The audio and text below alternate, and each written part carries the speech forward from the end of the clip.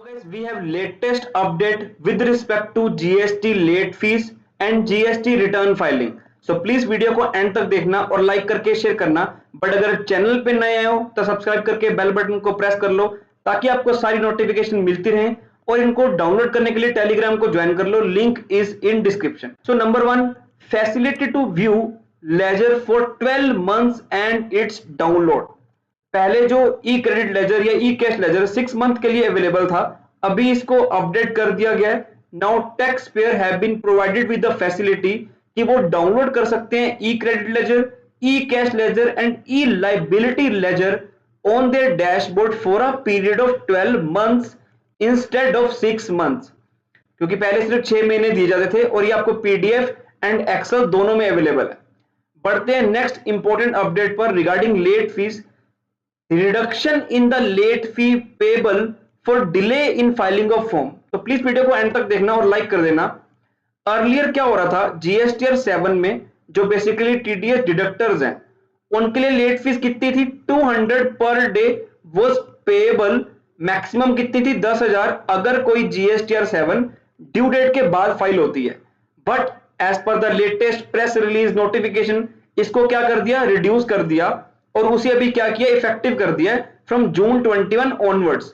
Now the late fee payable per day has been reduced on the GST portal to ₹50 and maximum late fee को cap लगा दिया गया 2,000 तक, जो कि पहले था 10,000।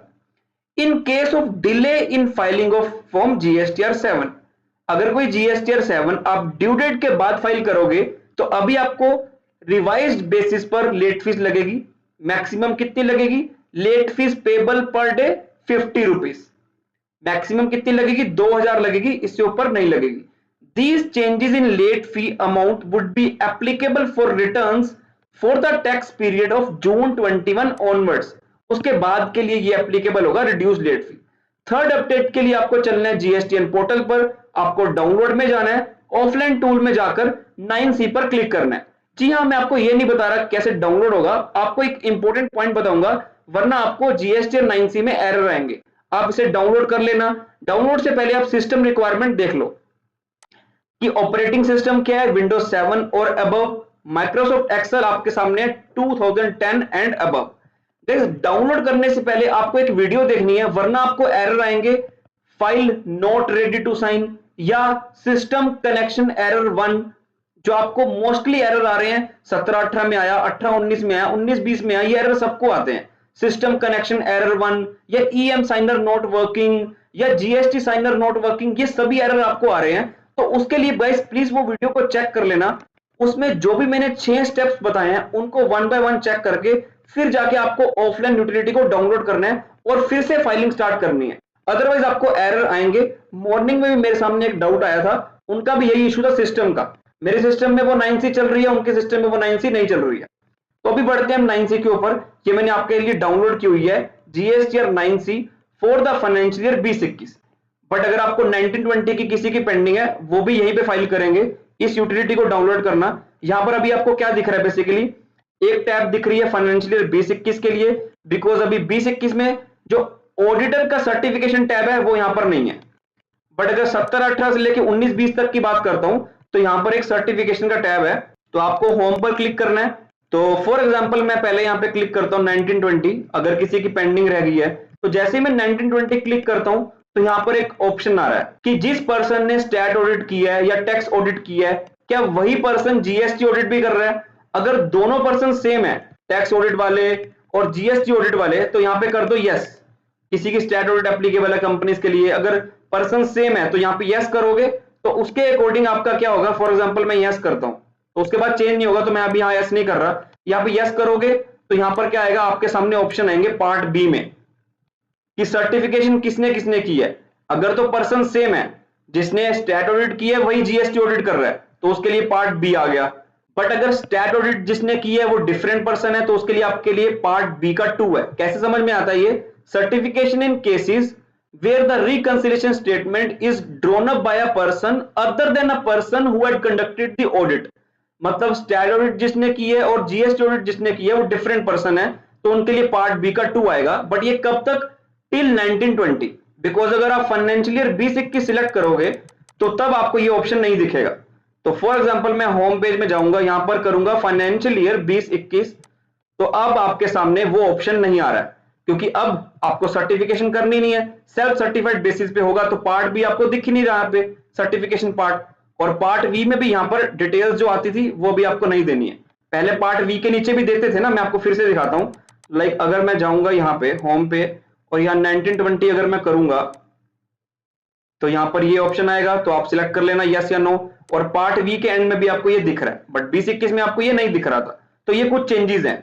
तो अगर आपको मैं फिर से यहाँ पे 2021 कर देता हूं, जो लेटेस्ट है, जो सभी फाइल करेंगे, बट आपको फाइल करने से पहले वो वीडियो जरूर देखनी है, वरना आपको एरर आएंगे। तो यहाँ पर चेंजेस क्या किया, बेसिकली टेबल 9 में एक K1 ऑप्शन डाला है, अदर परसेंटेज, कि अगर इन परसेंटेज में कवर नहीं हो रहा तो अदर परसेंटेज डालकर आप अमाउंट लिख सकते हो। सिमिलरली टेबल 11, अब टेबल 9 बेसिकली क्या है, आप यहाँ पे रिकंसिलेशन देते हो, कितनी लायबिलिटी पेबल है और कितनी पे है, बेसिकली जो टैक्स पे कर रहे हो उसको रेट वाइज बताते हो, तो वो आप डिटेल यहां पर देते हो। 11 में आप देखोगे यहां पर एक डाला अदर परसेंटेज, यहां पर बता रहा है रिकंसिलेशन ऑफ टैक्स पेड, मतलब कोई एडिशनल अमाउंट जो कि पेबल है और अभी तक पे नहीं किया, उसकी डिटेल आप कहां पे देते हो, यहां पर, due to reason specified under table 6, 8 and 10 above, payable but not paid. अगर परसेंटेज यहां पे ऊपर कवर नहीं है तो आप यहां पे लिख सकते हो जो कि चेंज है। ऐसे ही पार्ट वी में यहां पर एक ऑप्शन दिया है अदर्स का, ये बेसिकली बात करता था additional liability due to non reconciliation, कि आपको खुद को लगता है कि हाँ एडिशनल लाइबिलिटी है, मैंने ये पे नहीं किया है, तो आप इसे अदर्स में लिखकर मेंशन करके पे कर सकते हो थ्रू DRC 03। तो ये चेंजेस है।